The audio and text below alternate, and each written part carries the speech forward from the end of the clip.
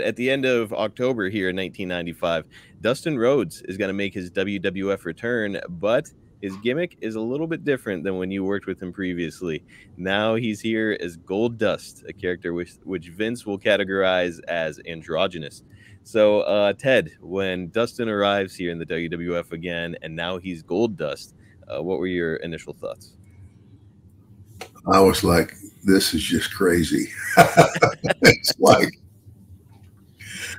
you know, it goes back to, and I believe it was Arn Anderson who said this to me. He said, Teddy says, you do know that Vince doesn't like wrestling.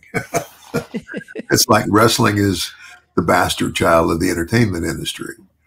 And he's always trying to make it or present it as something more acceptable to the public than just the old, because back in the day, back in my father's era and everything, your wrestling crowd was pretty, you didn't see a lot of polo shirts and khaki pants Right.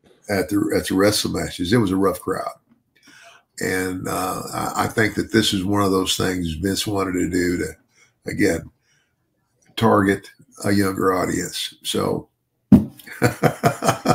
Yeah. yeah. It's, I mean, hard to talk about it, because, the day and age where it's, everything's offensive nowadays, but, really it's just something that happened in the WWF at this time. It was a controversial character. It's a character that worked and resonated with a lot of people. But yeah, Ted, I mean, you're coming from that old school era. You're from Amarillo and Mid-South and, all Yeah. these kind of blood and guts territories. And now you're seeing Dustin Rhodes, who you worked with previously, Dusty Rhodes' son, and he's in this very unique character. I mean, like, uh, personally, did you think it was a good idea to do a character like this?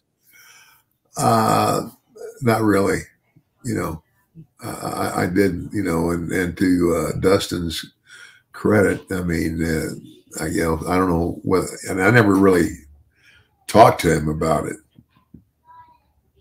I didn't really want to bring it up, whether he was mad about it or not mad about it, but he did it, and he did the best he could with it, I believe. So, and the other thing I often wonder sometimes is if if it's for whatever reason, if this was Vince taking a shot at Dusty. That's kind of what, like, a lot of people viewed it as, especially given Vince's history of kind of taking shots with Akeem, the African Dream, and of course when he brought Dusty and putting him in polka dots. But like, much like his father owned the polka dots, Dustin came in here as Goldust, and he just went full on with the character. So you've got to give Yeah, him a lot of credit. yeah, yeah. We'll move off of Goldust here, but Ted, I've got to ask you this question. 1987, Vince offers you a big money contract to come in, but it's not the $1 Million Man character; it's the Goldust character. Are we seeing that version of Ted DiBiase if that had been the circumstances, or would you have denied it? Let's say that again. So I'm just trying to get your mind back to 1987. Okay. You get this big money offer from Vince McMahon to come into the WWF.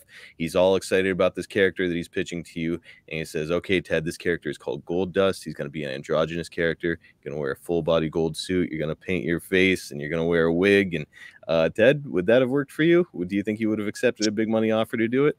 Honestly, I don't think so. No.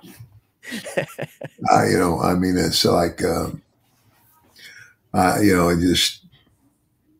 don't think I could have done it.